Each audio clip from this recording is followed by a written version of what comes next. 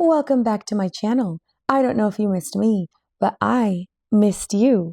And today I'm going to make a tumbler. It is themed Frankenstein and it is themed pastel colors. It is part of my BADDIEE bundle that I dropped this weekend. This bundle comes with 2 vinyls, 2 10x10 UV DTF decal sheets, and 3 glitters. And one of the vinyls has a variety of vinyl patterns on it so that you can get the most for your money. I have a huge fascination with Frankenstein and the Bride of Frankenstein. I love him. I love her. I have always been fascinated by them. I have also always been fascinated by Morticia. I just think she's the baddest. The baddest. Also, I got a microphone, so prepare to be sick of me. Now, obviously this is a chunky and it's a little thick. So what we're going to do is we're going to take our sausage finger and we're going to tippity tap, tap, tap until we can get all the glitter as flat as Florida.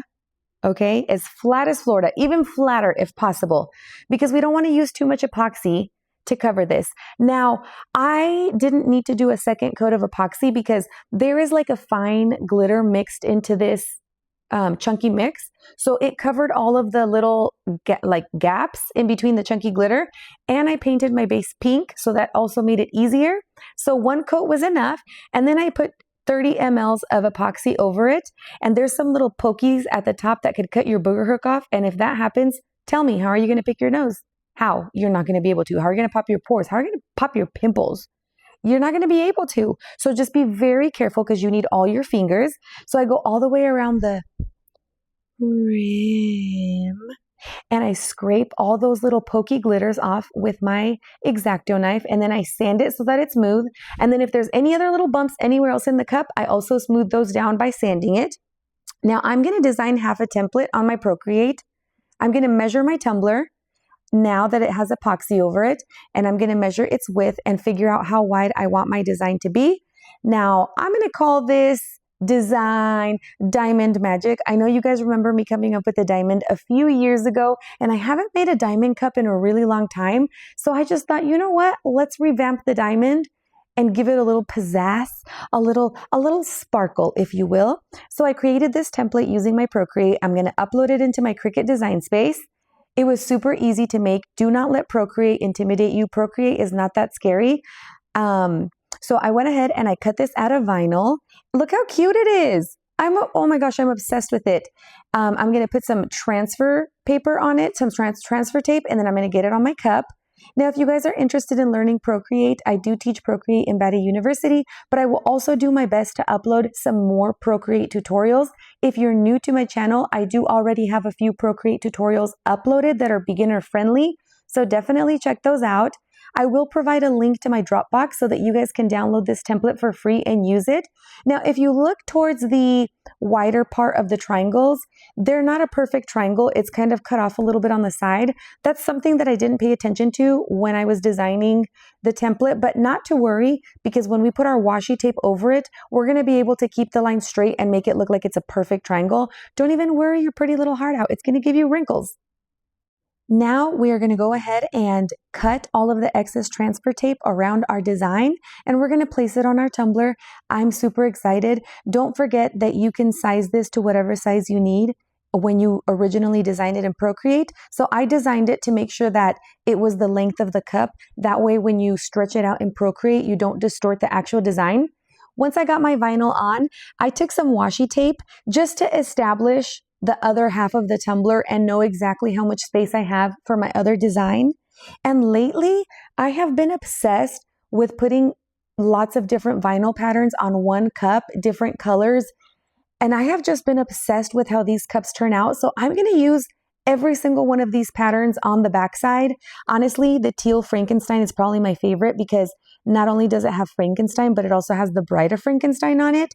So here you just kind of see me measuring it around and seeing how big of a section I want to cut. I've been cutting my vinyl this way for such a long time now with a ruler. I don't know why I haven't bought a paper cutter.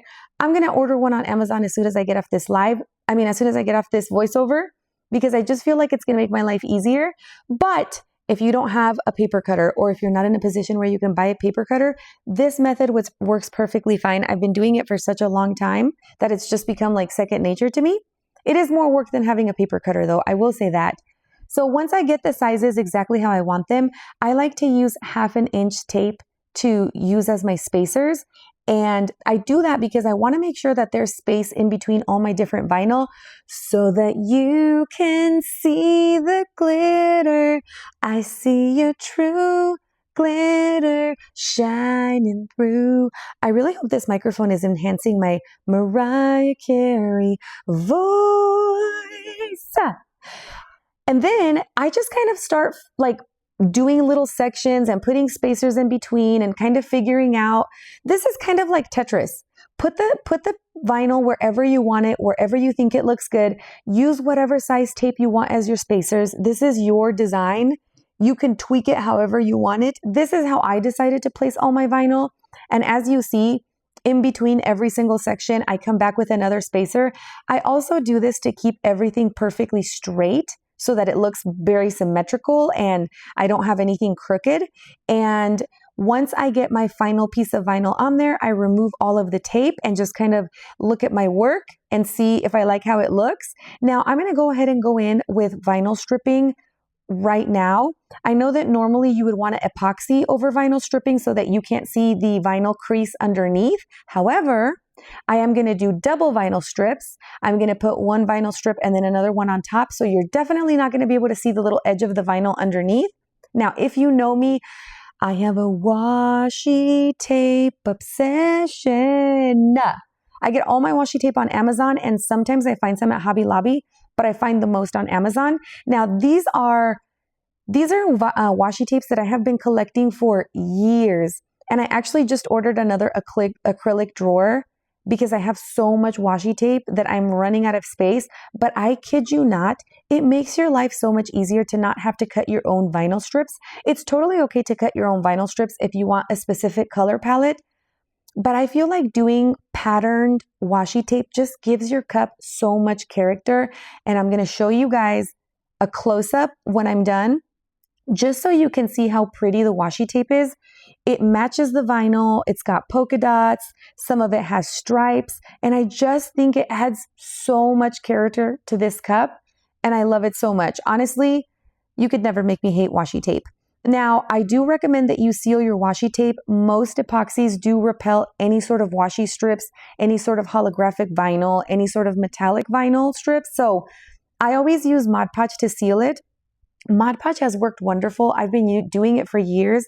The only trick is to make sure that you're doing a very thin, even coat, because that's the way that you're going to get it to dry completely clear. And I just kind of take my time and I focus mostly on the washi tape. I make sure that I'm covering every single spot. This helps so that your washi tape also doesn't lift up once you epoxy. I've had situations in the past where I forget to seal my washi tape, and then epoxy gets underneath and it lifts it, or it repels and I get dimples. And we work too hard to do that. Then I went ahead and I went in with 20 mLs of epoxy. I'm using Flynn Sisters Artist Cure.